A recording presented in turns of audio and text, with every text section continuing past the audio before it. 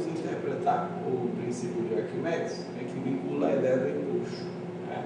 Que é a possibilidade de você ter objetos muito pesados sobre rios e mares, né? E eles conseguirem navegar.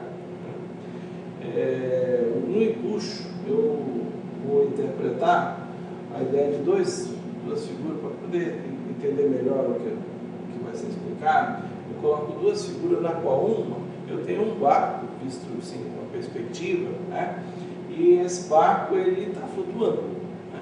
Então, na ideia de flutuar, eu penso, esse barco tem uma massa, ele, por ter uma massa, ele deve ser atraído para o centro da Terra, né? Ele, por ter uma massa, ele deve ter um peso, né? E não sai, ele está estático, então ele está flutuando. Se ele está flutuando é porque aquela força-peso, pela dinâmica, né, que a gente já conhece, a força-peso que atrai ele para o centro está sendo compensada por outra força. Só uma das duas anula esse movimento possível até para baixo. Então, eu vou imaginar, no contexto do barco, que eu vou ter a ideia de um empuxo, né, uma força que está contrabalançando a força do peso do barco, e as duas equilibram, né, a situação. Agora, pensando que o barco não está, mas então está vamos pensar no rio, né? Então, o barco não está, mas o rio está aqui ainda no local onde estaria o barco, e na mesma possibilidade, o volume deslocado ali de líquido que afastou, né, que saiu da posição, aqui eu já tenho ele de volta, e ele também é atraído para o centro da Terra. Então, se eu pegar um copo de água e virar, a água cai, é normal isso. Então, aqui o líquido que está nessa posição, que estaria o barco, também é atraído para o centro da Terra, mas não vai. Então, pensar numa situação estática, né, em que esse líquido está na mesma posição, atraído não sai, vou imaginar que o líquido também tem um peso. Então, existe o peso desse líquido puxando ele para o centro da Terra, ele não vai porque existe uma força em contrário, mesmo caso do barco, empuxo, que impede que esse líquido desça. Então, agora no contexto do líquido fica um pouco mais simples, porque o barco pode ser diversos tipos de barco, mas o líquido é o mesmo. No contexto do líquido, eu vou imaginar que esse empuxo seja igual ao peso desse líquido, que estaria no local onde estaria, né, na mesma condição do barco. O que é o peso de um líquido? O peso do líquido, ele basicamente, ou de qualquer objeto massivo, é massa vezes a aceleração da gravidade.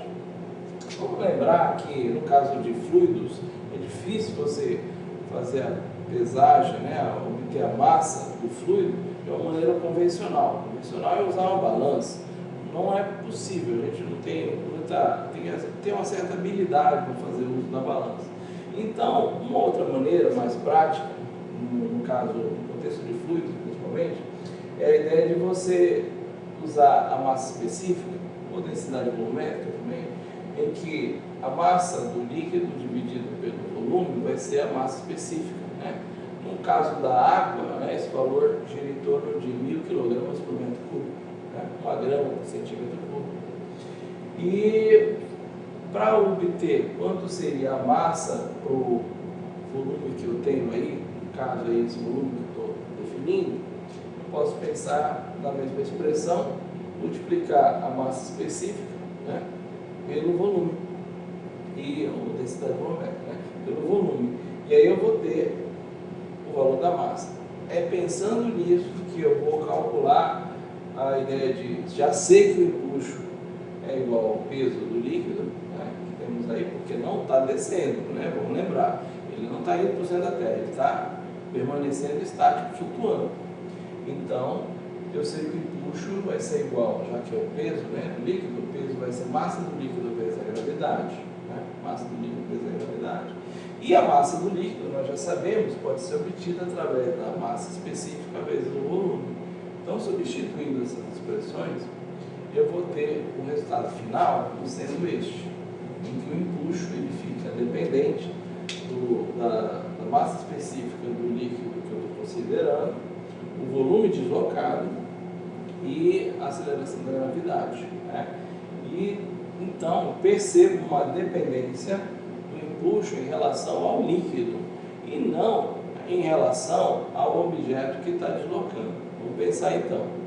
Se eu tenho um objeto como sendo um alumínio, e tem uma massa específica mais baixa, né? A massa específica do alumínio gira em torno de 2.700 kg por metro. A massa específica do ferro, por exemplo, gira em torno de 7.800 kg por metro cúbico.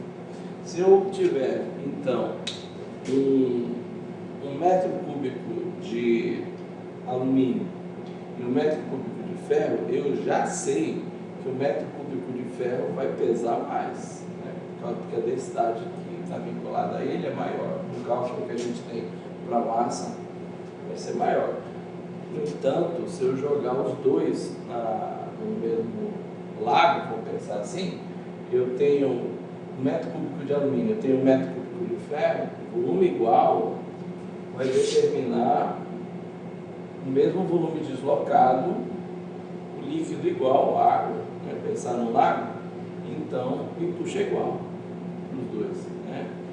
Mesmo volume, mesmo empuxo. Já eu pensando em ter 1 kg de alumínio e 1 kg de ferro, eu já sei, né, que como a massa específica do alumínio é menor, então para eu ter 1 kg, vou precisar acumular mais, então vai ter um volume maior. Então se eu tiver 1 kg de alumínio e tiver 1 kg de ferro e jogar num lago, pensar na forma de um cubo, né, quer dizer, pensar de forma bem condensada, nada de espaços, como aqui no barco eu posso ter, né, na chapa, né?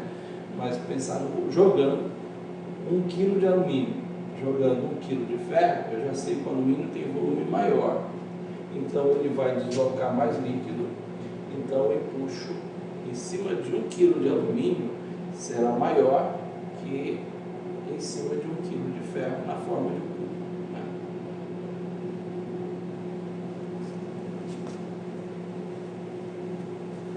Pessoal, vou fazer uso de um becker com água e um dinamômetro, que é um instrumento usado para aferir força.